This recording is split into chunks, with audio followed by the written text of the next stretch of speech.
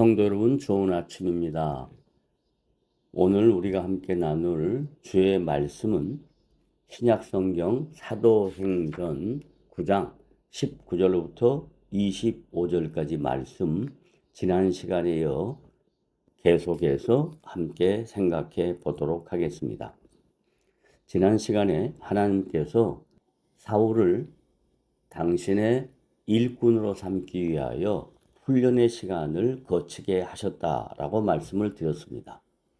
이 훈련의 시간을 거쳤던 과정이 신약성경 갈라디아서 1장 15절부터 19절에 자세하게 기록되어 있습니다.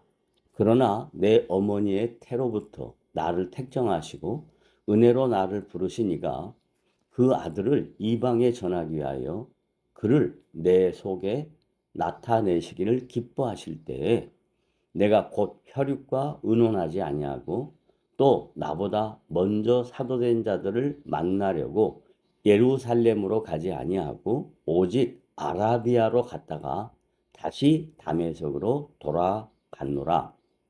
그 후 3년 만에 내가 게바를 신방하려고 예루살렘에 올라가서 저와 함께 15일을 유할세 주의 형제 야고보 외에 다른 사도들을 보지 못하였노라 라고 말씀합니다. 사울이 아라비아에 정확히 얼마나 있었는지에 대해서는 특별한 언급이 없습니다. 위의 성경 본문에 3년이라는 시간이 나오긴 하지만 그것은 사울이 다시 다메섹으로 돌아간 이후 유대인들의 음모로 탈출하기까지의 복음을 선포한 기간을 의미하는 것이기 때문입니다. 사도행전에서는 아라비아의 훈련 시간에 대해서는 기록을 생략하였고 다메섹으로 다시 돌아가서 3년간 복음 사역을 펼친 것에 대해서는 여러 날이 지남에라는 말로 간략히 처리하였습니다. 누가가 사도행전 9장 23절에 바울의 초기 훈련 기간에 대해 침묵한 것은 그것이 복음 사역이라기보다 사도 바울의 개인적인 훈련이라고 생각했기 때문일 것입니다. 사도행전의 기록 목적은 복음 사역의 커다란 흐름을 따라가는 것이지 세세한 한 개인의 신앙 원리를 밝혀주려는 것이 아니었기 때문입니다. 그러나 우리는 사울이 회심을 한 후 본격적인 사역에 뛰어들기 전에 일정 기간을 홀로 광야로 들어가서 자신에게 계시된 복음에 대하여 더 깊은 이해를 추구했다는 것에 중요한 의미를 두고자 합니다. 그는 그 광야에서 보낸 시간을 통해서 하나님의 하나님 되심과 예수 그리스도의 주와 그리스도 되심을 깊이 체험하였고 인간의 약함에 대한 철저한 자각과 성령께 전적으로 의지하는 훈련을 받았던 것입니다. 사울은 이와 같이 스스로의 믿음에 대하여 신중한 훈련을 거치고 다시 다메섹으로 돌아가서 3년간 복음의 증인으로 일하다가 비로소 예루살렘으로 가서 기존의 사도들을 만나는 것입니다. 그가 핍박자였던 과거의 허물을 뛰어넘고 인간적인 불일치의 요소들을 다 극복하고서 예루살렘의 사도들과 기쁜 교제의 악수를 나눌 수 있었던 것은 그러한 훈련이 미끄럼이 되었기 때문입니다.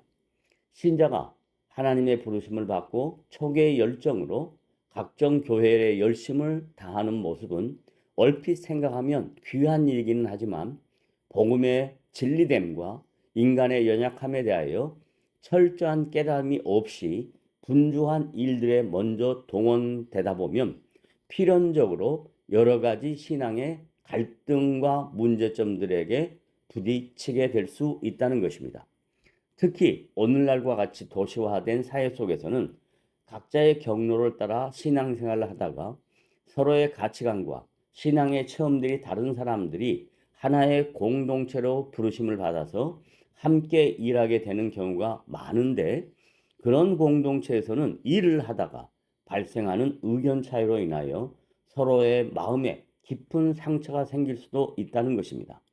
그러나 우리 각 사람이 하나님의 복음을 깊이 이해하고 자신의 연약함을 인정하여 성령의 도우심 속에서 각자에게 주신 은사를 가지고 다른 사람들을 섬기려는 마음으로 일을 하면 서로에 대한 상처와 분열이 없이 온전한 성령 안에서 화합을 이룰 수 있다는 것입니다.